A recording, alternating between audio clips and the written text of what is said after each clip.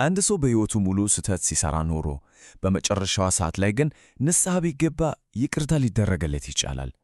እንግዲህ በመስቀል ላይ የተሰጠች አንዲት ቀላል የምትመስል ቃል ኪዳን ስለ ፍትሕና ምሕረት በጣም ጥልቅ የሆኑ ስነ መለኮታዊ ጥያቄዎችን እንድናነሳ ታደርገናለች። እስቲ ዛሬ በዚህ ጉዳይ ላይ ትንሽ እንዝለቅ። ታሪኩ ሁላችንም የምናውቀው ነው። በኢየሱስ አጠገብ ከተሰቀሉት ወንጀለኞች አንዱ ምሕረትን ይለምናል። የኢየሱስ ምላሽ ደግሞ በጣም ፈጣንና ቀጥተኛ ነበር። ዛሬ ከእኔ ጋር በገነት ትሆናለህ። ይሄ ፈጣን ይቅርታ ግን እውነት ለመናገር አንድ ትልቅ ጥያቄ ይዞብን ይመጣል። እስቲ ያስቡት፣ አንድ ሰው በሕይወት ዘመኑ ሁሉ መጥፎ ነገር ሲሠራ ቆይቶ እውነተኛ ለውጡን በተግባር ለማሳየት ምንም ዕድል ሳያገኝ በአንዲት ቃል ብቻ እንዴት ሊድን ይችላል? ይህ ከእግዚአብሔር ፍትሕ ጋር እንዴት ነው የሚስማማው? በቃ ይህንን ምስጢር ነው ዛሬ አብረን የምንመረምረው። እንግዲህ የዚህን ጥያቄ መልስ ለማግኘት መጀመሪያ ከመሠረቱ መጀመር አለብን። እሱም ምንድነው? ሁሉን ነገር አስቀድሞ የሚያውቅ አምላክ ለምንድን ነው የሕዝብ ፍርድ überhaupt የሚያስፈልገው? ነገሩን በዚህ መልኩ እንየው። እግዚአብሔር የእያንዳንዱን ሰው ልብ ፍጹም በሆነ መልኩ ያውቃል፣ ከመፈጠራችን በፊትም ጭምር። እኛ ፍጡራን ግን የሌላውን ሰው ልብ የምናውቀው በምናገረው ቃል፣ በምሠራው ሥራ፣ በአጠቃላይ በሚያፈራው ፍሬ ነው። እና ይህ የእውቀት ልዩነት ነው የችግሩ ሁሉ መነሻ። ስለዚህ ነጥቡ ይሄ ነው። ፍርዱ ለእግዚአብሔር መረጃ ለመስጠት አይደለም። እሱማ ሁሉን ነገር ያውቃል። ፍርዱ ለቀሪው ፍጥረት ነው። መላእክትም ሆኑ ሰዎች የእርሱ ውሳኔዎች ፍትሐዊና ትክክል መሆናቸውን ሁሉም አይቶ እንዲረዳ ነው። አንድ ግልጽ ያልሆነ ውሳኔ ምን ያህል ትልቅ ተጽዕኖ ሊኖረው እንደሚችል አስቡት። መጀመሪያ ጥርጣሬ ይፈጥራል። ያ ጥርጣሬ ደግሞ እምነትን ይሸረሽራል። እውነተኛ ፍቅር ከሌለ ደግሞ የኃጢአት ዕድል እንደገና ይመጣል። ይህም የፍጥረትን ሁሉ ሰላም ሊያናጋ ይችላል። ለዚህ ነው ግልጽነት ወሳኝ የሚሆነው። እሺ፣ ታዲያ ይሄ የሕዝብ ፍርድ አስፈላጊነት ከእኛ የግል ምርጫ ጋር ምን አገናኘው?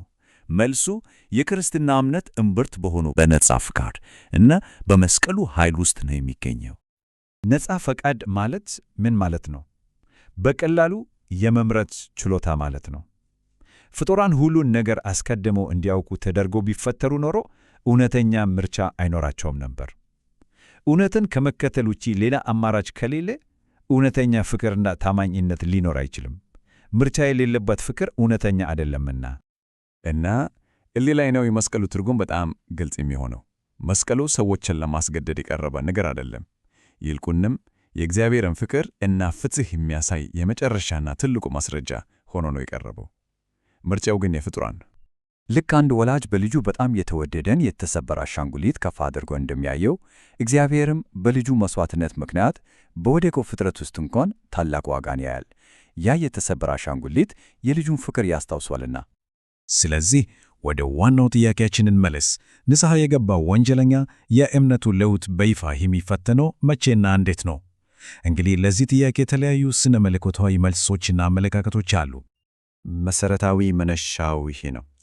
እውነተኛ እምነት በድርጊት መገለጥ አለበት። ስለዚህ ወንጀለኛው የልብ ለውጡን የሚያሳይበት ዕድል ሊኖረው ይገባል። ይህም ማለት ለፈተናው ከሞት መነሳት አለበት ማለት ነው። ታዲያ መቼ ነው የሚነሳው? በመጀመሪያው ትንሣኤ ከሰማያት ጋር? ግን ያ ፍትሐዊ ነው ወይስ በሺህ ዓመቱ መጀመሪያ ላይ? ይህም ቢሆን በቅዱሳት መጻሕፍት ውስጥ ያልተጠቀሰ ሌላ ትንሣኤ አለ ማለት ነው? ወይስ ደግሞ በሺህ ዓመቱ መጨረሻ ላይ ነው?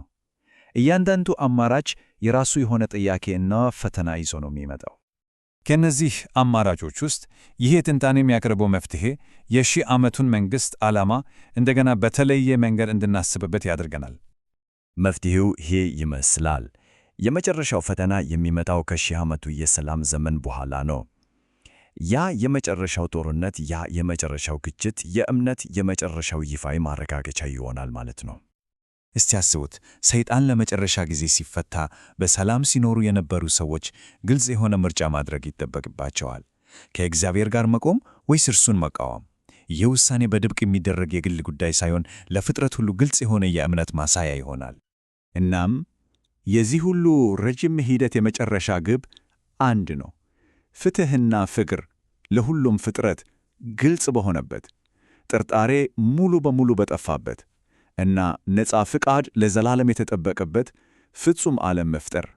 ይህ ሁሉ እንግዲህ በመስቀል ላይ ንስሐ ለገባው ወንጀለኛ ከሆነ ጥያቄው ወደ እኛም ይመለሳል።